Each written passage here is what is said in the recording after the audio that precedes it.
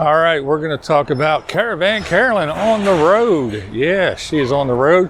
Where she wound up, and let's talk about the RV industry. What you might find when you're out at these RV shops looking around and searching for shit.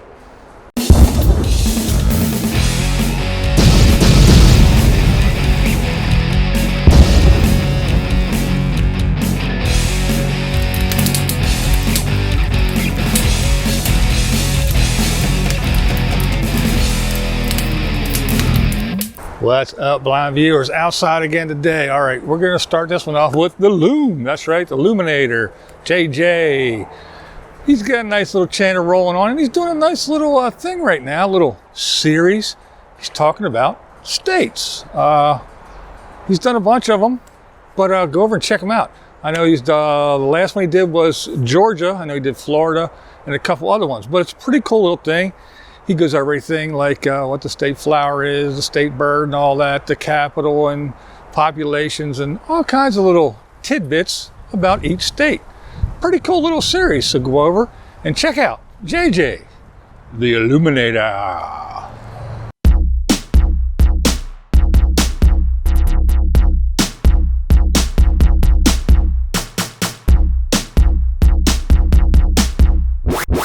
All right, next let's check up on Caravan Carolyn. That's right. She, as we all know, if you've been following along, she's on the road. She was with friends at a winery last we checked. She ski-daddled, hung out with another friend for a while. Auntie. Kind of like Mike. But yeah, so she was hanging out with her. And then she hit the road again, stopped real briefly, checked out a friend, said hello, and then hit the road, and she is with Scott and Terry. That's right, Destination Open Road. She is at the compound. Yep, where they had the big meetup that went really well. She met back up with Mike. Speaking of Mike and Randy, and again, Scott and Terry and some other folks. I don't think Aja was there at the time, and I know Wandering Jimmy's out running around out and about, so she didn't get to meet up with everybody, but still, good start.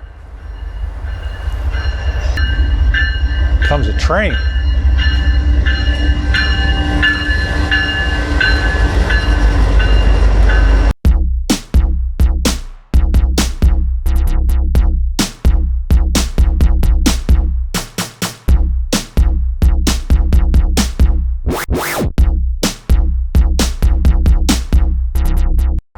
All right, now we're going to talk about Sightseeing Sally. Yeah, the train got back there. It was a little bit loud. Clunk, clunk, clunk. Yeah, anyway, so we're back out on the porch amongst the ferns with the traffic, but hey, we'll deal with it. So yeah, Sightseeing Sally, she just did a video today where she was out, her and Lamarty. They were out at an RV sales place, an RV dealer, and they were walking around.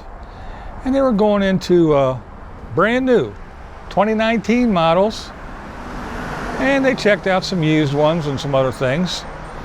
But it was quite interesting because just all the things that they were picking out, you know, that doors didn't close and wall coverings were peeling off already, and there was little holes here and stuff wasn't aligned already, and trim around the bed, a piece of the bed was broken and hanging down. And these are RVs that they're supposedly just got delivered from the manufacturer to the dealer, and there they are. So they're not supposed to be used. They're brand new, this year's model, unless somebody used it for a couple months and turned it in already. But yeah, some of these things were pretty beat.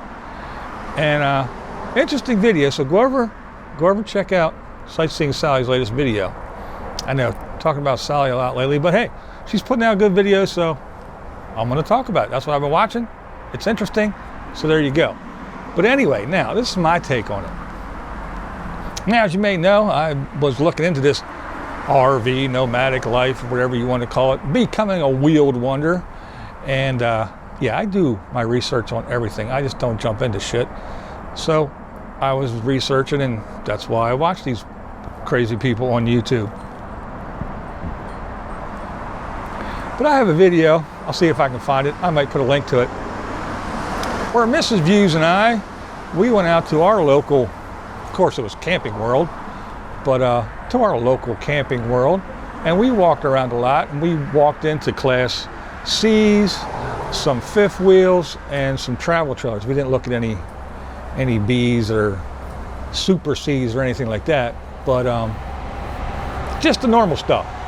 Now, yeah, I know they were new that we were looking at, but still, the prices on some of these things were outrageous. I mean, craziness. Some of the Class A's even. I mean, the little guys, the little short, you know, not the real big, long, ginormous Class A's, but we looked at some Class A's that were, you know, on the smaller size, 25 foot or something like that, under 30 feet or right around 3rd foot mark. But even some of the Class C's, I mean, 80, 90 grand. That's ridiculous. And to me, it's ridiculous. I don't know. I mean, especially with the workmanship. With the shoddy workmanship, the cheap materials that are used, I mean, the wall, the interior wall, literally, if you just took your finger and really hard just went, you could jam your finger right through this thing. It's crap. But yeah, just to think about it. Now, granted, I don't live in Vancouver or New York or California where, you know, rent for a 1-bedroom apartment where your bedroom, living room, and kitchen are all in one big room and paying $3,000 a month. And where I live, you don't, you know, we do have $1 million homes, but not where this kid lives. I mean, I could take out a mortgage, get a home right around here for 125 grand for a house. And a house that in a couple years will probably be worth 160 maybe a little bit less, but usually more, as compared to an RV with a sticker price of $90,000 or $100,000, that the very second the first wheel crosses the threshold of that dealership, it's already worth 60 grand right there. 2 months later, yeah, go ahead, buy one of them ones for 100 grand or 90 grand and try to sell it in 6 months, just 6 months later. And I bet from that 100 grand that you spent, you'd be lucky if you get 55 or 60 for that thing. Yeah, see, to me, it's just not worth it. It's not worth it. Now, sure, you can go out here and buy a new home for, say, 200 grand, and it's one of them prefab ones slapped together, and it's quick and cheaply made, you know, the thinnest drywall possible, and the studs are just blah, blah, blah, you know. I get it, but, I mean, yeah, I live in the city, so to speak, but it's an old house. It ain't going nowhere. It's not going anywhere. I mean, railroad tracks out back, busy street out front. This thing shakes, rattles, rolls.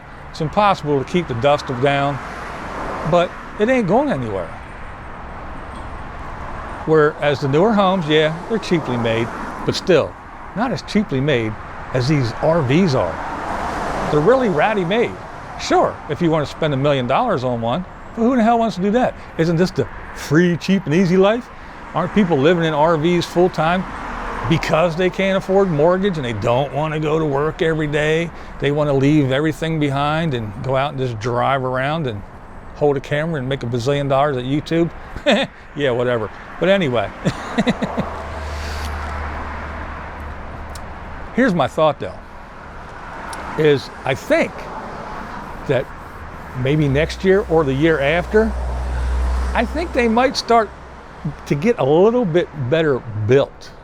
Because here's the deal, the last couple years, each year in succession, the RV industry was touting the more RVs sold this year than ever. And in the year following, more RVs are sold this year than ever. More people are buying RVs than ever for a few years in succession. And all the manufacturers were all saying the same thing. The demand is so high we cannot keep up with it, and we are just working and working and working. So what does that mean? That means that quality control is getting a little lax. They're slapping shit together as fast as they can and throwing them out the door to try to keep up with the demand. Well, now, word is that now the sales are dropping and dropping and dropping, and they can't get rid of the damn things now. So when production slows down, quality control gets a little bit better, and people start to really work because they know that layoffs are coming, so they fear for their jobs, and they do really good work. So whatever the craze was, whatever the fad was, whatever made this shit take off like it did and go crazy, even here on YouTube, RV stuff is pushed a lot. It's a big thing. But yeah, I think it's starting to slow down. People had their taste of it. Said, yeah, it's fun and we're gonna do it, or nah, I tried it, it ain't for me. I like to sleep in the bed, flush the toilet, turn the heat on when it's cold, turn the air conditioner on when it's hot. I'll deal with neighbors because you guys are out there dealing with neighbors, whether you say you do or not. Oh, our house is on wheels, we can move anytime we want. Well, but you never do. You always make videos saying, oh, this guy was an asshole, this guy was a jerk. We got the knock on the door, these guys were loud, this guy was changing his oil in the parking lot, and all those videos. Why don't you go then? You always say you can, but you never do. You're out in the middle of the desert at the RTR with a bazillion other people, and they're all over the place. So you got neighbors just like we do in the sticks and bricks. You say you can drive away, but you never do. And then there's the folks that are the weekend warriors or the vacationers. Now they factor into that because they're the ones that are buying the newer ones usually, or sometimes they buy the used ones. But you know, if people got money to go on vacations and shit, they're usually buying new. They're not buying used. So between the weekend warriors, the vacationers, they're not buying as much. And then you got the folks that are out here have been doing it that have the back. Well, Destination Open Road, for example. They're out there running around doing their RVing, but where are they at now? Oh, they're at their home. They have a place to go to. If they ever get tired of it or shit really goes to hell and their truck breaks down, they can always go home. Unlike a lot of other folks that, oh, I sold everything, I quit my job and I moved into my van and I'm hitting the road and whatever, you know, those folks, yeah, they don't have anywhere to roll back to. They're out there. And if they are in an RV, again, even if they bought a used one for 30 grand or something, yeah, go try to sell it now. It ain't happening. Now with this big blast and run on RV sales, it did impact a lot of things. I mean, RV parks, people are booking these things a year in advance, and a lot of the RV parks I've noticed in the last year have been actually cracking down that 10-year policy. Yeah, there's always been that 10-year policy in a lot of places, but now they're actually really cracking down on it.